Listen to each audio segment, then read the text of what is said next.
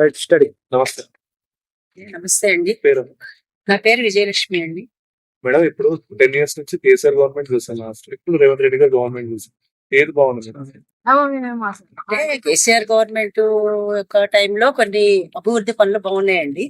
ఇప్పుడు అలాగే మనకి రేవంత్ రెడ్డి గారు కూడా కొన్ని ఎలక్షన్స్ లో ఇచ్చిన మాటలు అయితే కొన్ని నిలబెట్టుకున్నారు. ఏది బస్సు ఒకటి ఇంత మటుకు అయితే మనకి ఇదైంది. కానీ ఆసరా పెన్షన్ కోసం చాలా మంది ఎదురు చూస్తారు. ఆసరా పెన్షన్ ఇవ్వటంలో ఫెయిల్ అయిందని చెప్పి మా యొక్క అభిప్రాయము. ఎందుకంటే బిలో యావరేజ్ ఫ్యామిలీస్ కానీ ఇక్కడ ఇట్లా సర్వెంట్స్ కానీ వీళ్ళందరూ కూడా ఈ ఆసరా పెన్షన్ కోసం చాలా ఎదురు చూస్తున్నారు. ఇది ఒకటి మాత్రం బాధాకర విషయం. బస్సు తీసిపడేసైనా సరే ఆసరా పెన్షన్ కనుక ఇచ్చినట్టయితే ప్రతి ఒక్క పేదవాడికి ఉపయోగపడుతుంది, మధ్యతరగతి వాళ్ళకి కూడా ఉపయోగపడుతుంది. వాళ్ళ యొక్క కనీసం ఇప్పుడు 4,000 రూపాయలు ఎమ్మటే ఇస్తామని చెప్పినప్పుడు దానికోసం చాలా మంది ఎదురు చూశారు.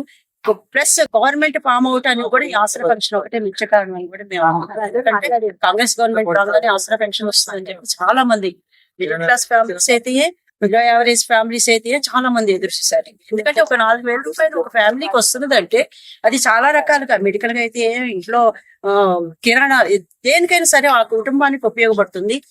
ఇది ఒకటి మాత్రం గవర్నమెంట్ బస్సు తీసిపడేసైనా సరే ఆసరా పెన్షన్ ఇవ్వాల్సి వస్తుందండి. బస్సు అయితే చాలా గవర్నమెంట్ కి చాలా నష్టం, అది వేస్ట్ ఒప్పందం అని చెప్పి మేము అనుకుంటున్నాం. కళ్యాణ లక్ష్మి కింద తులం బంగారం ఇస్తాను, అది కూడా ఇప్పుడు దాకా నిలబెట్టుకుంది.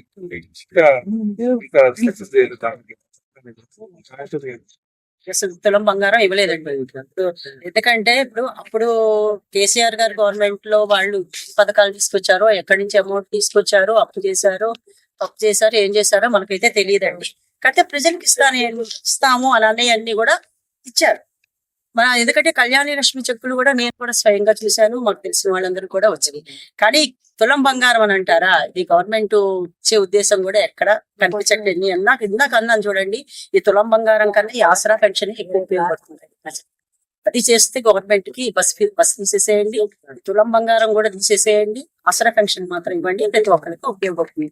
దాని బదులు ఇంకా కొన్ని ఉన్నాయి కదండి, మెడికల్ ఒకటి ఇంకొద్దిగా ఏమన్నా గవర్నమెంట్ కనుక చేయగలిగితే మెడికల్ ద్వారా ఫ్రీ టెస్టులు అట్లాంటివి కూడా ఒక క్యాంపు నెలకొకసారి ఒక క్యాంప్ ఏర్పాటు చేసి వైట్ రేషన్ కార్డు వాళ్ళందరికీ మిగతా వాళ్ళందరికీ ఇస్తే అది ఒక ఉపయోగకరంగా ఉంటుంది, ప్రజలకు ఉపయోగకరమని చేయమని.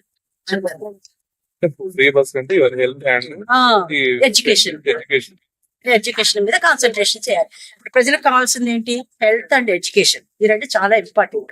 మిగతా ఎన్ని అవసరం, ఇప్పుడు మనకి బస్ ఫ్రీ ఇచ్చారండి. ఇప్పుడు నేను పోతాను రోజు బస్ ఎక్కి నేను పోను కదా, మిగతా వాళ్ళు కూడా చాలా మంది పోరు, ఏదో అవసరం ఉంటే పోతారు, లేకపోతే. దీంట్లో ప్రతిరోజు ఎన్ని కోట్ల మట్టుకు నష్టం జరుగుతున్నది గవర్నమెంట్ కి, ఎంత బడ్జెట్ ఉంటుంది, ఇవన్నీ కూడా చాలా బడ్డనే కదండి. బెస్ట్. ఎవరు ఏమనుకోరు, ఆడవాళ్ళు కూడా దీనికి వ్యతిరేకంగా ఉన్నారు. అనవసరంగా బస్సు ఫ్రీ ఇచ్చిందని చెప్పి మేము వేడిస్తున్నాం. ఓకే.